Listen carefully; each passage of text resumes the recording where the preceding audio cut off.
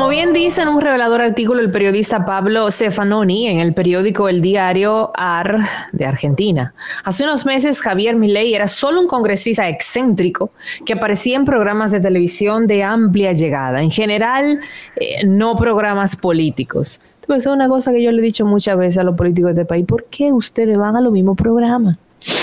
Bueno, cogió la seña, donde jugaba el juego de los mediáticos, construir un personaje. Pero desde esos espacios, el economista de 50 años también difundía ideología, y otro tanto hacía desde el Internet, donde hace tiempo que el libertarismo es una suerte de tribu urbana juvenil. Ahora, como quien acumula bitcoins y logra pasarlos a dólares en una cueva, dice aquí el productor que se está robando la metáfora de un amigo, Milei logró cobrar en votos casi 14% y con un resultado bastante homogéneo en todo el mapa electoral de la ciudad autónoma de Buenos Aires. Vamos a analizar el impacto de esta victoria para el gobierno argentino y verlo como espejo de nuestra situación regional. Para esto nos acompaña el politólogo dominicano y máster en teoría política en la Complutense de Madrid, Elvin Calcaño Ortiz. Elvin, ¿cómo estás? Bienvenido. Hola, hola. Muy bien, gracias por la invitación siempre. Saludos, Elvin. Gracias. Saludos. Vamos a hablar sobre el fenómeno de Javier Milei. Sí, es un fenómeno interesante, preocupante, por otro lado, en mi criterio, que ha surgido en Argentina recientemente, con características muy parecidas desde el punto de vista ideológico y de discurso de lo que fue Trump en Estados Unidos, previo a ganar en el 2016, y lo que fue Bolsonaro en Brasil. De igual manera, lo que fue el Brexit en Inglaterra, Nigel Farage allá también, y lo que es hoy día Vox en España. Son estos fenómenos que podríamos calificar dentro del populismo de derechas, que desde una crítica al Estado, desde una crítica a la política, se plantean como alternativa a la situación que hay. Y eso es básicamente, en términos generales, lo que ha sucedido con este fenómeno de Milei, que no hay que entenderlo tampoco como algo que surge nuevo ni en el vacío. Milei lo que hace es montarse, digamos, en una opinión que generalizada en una parte de la población en Argentina que es antipolítica, antiestado, y lo que ha sido en los últimos 20, 30 años esta construcción de sentido se ha venido dando en los medios de comunicación fundamentalmente privados, en sociedades muy ideologizadas como en Argentina, que es construir toda una narrativa en contra del progresismo, en contra de la izquierda y en contra del Estado y de la política. Entonces estos personajes se montan sobre eso, identifican lo que hay en la sociedad, de lo que está hablando alguna gente, identifican una molestia y se presentan como lo que puede representar, valga la redundancia, esa molestia. Y eso es Milei, fundamentalmente. Hay que tener en cuenta también que es un fenómeno todavía circunscrito a la zona de Buenos Aires, la ciudad. Buenos Aires está entre provincia y ciudad, Cava y el conurbano, la gran provincia de Buenos Aires. El fenómeno de Milei todavía está muy circunscrito allí en la ciudad de Buenos Aires, pero fue, sin lugar a duda, el gran ganador de la noche. Pasó de ser un personaje mediático, como decía Stefanoni en su artículo, a ser ya una alternativa política importante con casi el 14% del voto, y que hay que tener en cuenta que si se consideran los votos del candidato Murphy, que pertenece al partido, o más bien a la alianza donde está Macri, si se consideran los votos de Murphy y los de Milei, estamos hablando de un 25%, más votos que el peronismo. Eso sí que es un dato mayúsculo. Dime algo, ¿qué partido lo lleva o en qué partido él se acomodó para poder llegar? Él se acomoda en un grupo político que se creó hace como unos 6 años en Argentina, con José Luis Espert, que es un economista ultraliberal, antiestado. Ellos tienen un grupo que se llama Avanza Libertad. Ahí está Milei y se presentó a esta primaria para ser diputado o candidato a diputado en la elección de noviembre. Es importante saber que esta elección fue una elección de primaria que se llaman las PASO en Argentina, que son cada 2 años, donde en este caso fueron primarias donde los partidos presentaban a sus candidatos para la Cámara de Diputados. Fueron estas primarias y quienes tienen la mejor votación luego van en noviembre en una elección general donde se va a elegir un cambio en un 30% de la Cámara de Diputados de Argentina. Entonces Milei en ese contexto se presentó con este partido de Avanza Libertad, que es una alianza de muchas organizaciones de una línea ideológica antiestado, antipolítica, muy liberales, ultraliberales, yo le llamo neoliberales realmente, en la que él se presenta. Obviamente parecería, mejor dicho, que la intención de este señor es coger esta plataforma, donde ya es casi seguro que va a entrar en la Cámara de Diputados, para en el 2023 presentarse a la candidatura como para presidente de Argentina.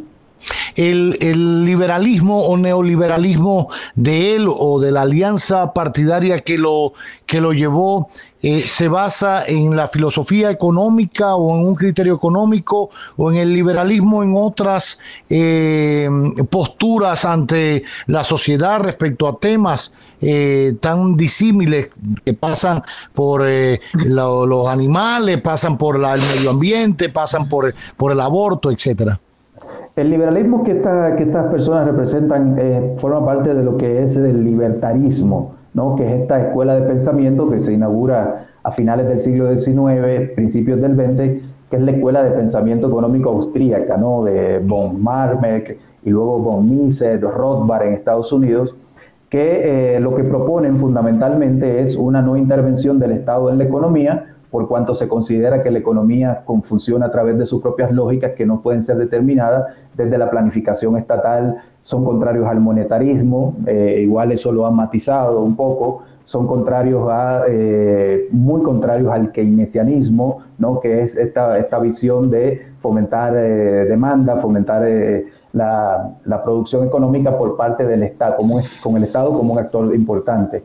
Este libertarismo es interesante porque en Estados Unidos, a través de un autor que cita muchísimo Milei, que se llama Murray Rothbard, importantísimo conocerlo, creó o fomentó, digamos, una corriente que se llama el paleoconservadurismo, ¿no? Que es este conservadurismo, que es esta vertiente, mejor dicho, donde se unen el conservadurismo de tipo social, antiaborto, antimatrimonio igualitario, y con el liberalismo económico, y se juntan, ¿no? Y forman esta tendencia que Rothbard impulsó mucho en Estados Unidos y que desde el gobierno de Reagan en los años 80 tuvo mucha importancia porque muchos ministros de Reagan venían de esta corriente ideológica y de concepción económica a partir de la sociedad. Desde una perspectiva crítica, esto es lo que muchos consideramos y ubicamos en un marco teórico del neoliberalismo, ¿no? Donde están Milei y toda esta gente con sus distintas variantes. Hay ultraliberales y neoliberales como Milei que se presentan antiestados, pero también Milei es antiaborto, eso hay que tenerlo en cuenta, pero hay otros neoliberales de esa corriente que se presentan favorables en esas cuestiones del aborto porque lo consideran como parte de las decisiones individuales. Desde lo que se conoce como el individualismo metodológico es el centro de esta gente. Ellos piensan que la sociedad se define a partir de las decisiones de los individuos y por eso la economía no se puede planificar porque la economía tiene que ver con decisiones subjetivas, que es lo que le da valor a las cosas en la economía, ¿no? Esto es básicamente en líneas generales lo que es la concepción teórica de estas personas y que están teniendo mucho éxito, en mi opinión, porque hay un estado de opinión favorable a estas personas, hay un estado de opinión en la sociedad antiestado, antipolítica, muy crítico, y estas personas logran con este discurso representarlo de alguna manera, prometiendo lo que ellos hacen, que es libertad.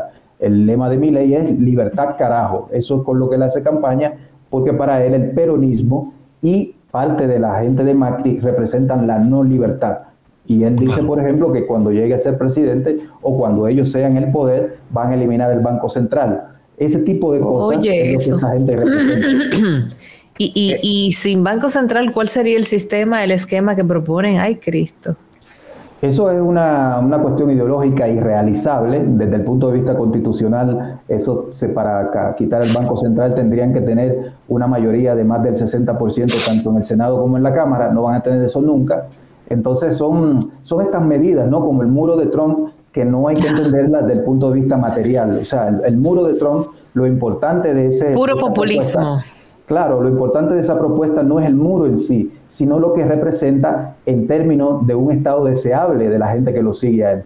En la medida de que Trump promete un muro, la gente piensa que hay una defensa sobre el ser americano. en la medida de que Milei promete esta cosa al Banco Central, que se va a hacer, pero representa un Estado que quiere la gente, algo que las personas desean. Y esto es complejo porque son cosas que no necesariamente se tienen que materializar para que la gente la sienta como que se hicieron. Simplemente que alguien las represente a nivel discursivo, a nivel de narrativa, y eso crea un grupo, eso crea articulaciones. Y esta es me parece la potencia y la peligrosidad del discurso de esta gente, porque logran, como vengo diciendo hace un rato, representar un estado de ánimo de la población, que fue lo que hizo Bolsonaro en Brasil. Había un estado de crítica contra el PT, que había gobernado los últimos 9, 10 años.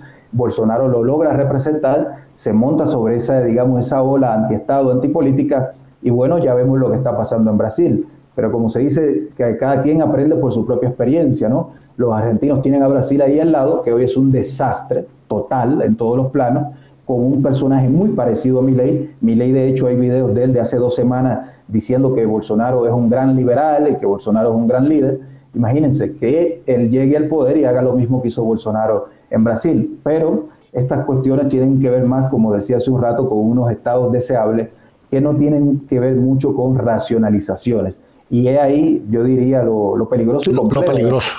Porque no hay argumento contra esta gente. Esta gente está dentro de unos marcos ideológicos, dentro de unos marcos de estados deseables, y por más argumentos hechos que se le presenten, como por ejemplo que no hay un solo país del planeta donde haya funcionado sin Estado, no hay un solo país del planeta donde se haya podido conducir la economía racionalmente sin un banco central, no lo hay eso en el mundo, o por lo menos con una figura que represente lo que es el Banco Central en términos de planificación económica, de manejo monetario. Eso no lo hay, pero esta gente no se manejan en términos de hechos, se manejan en términos de emociones.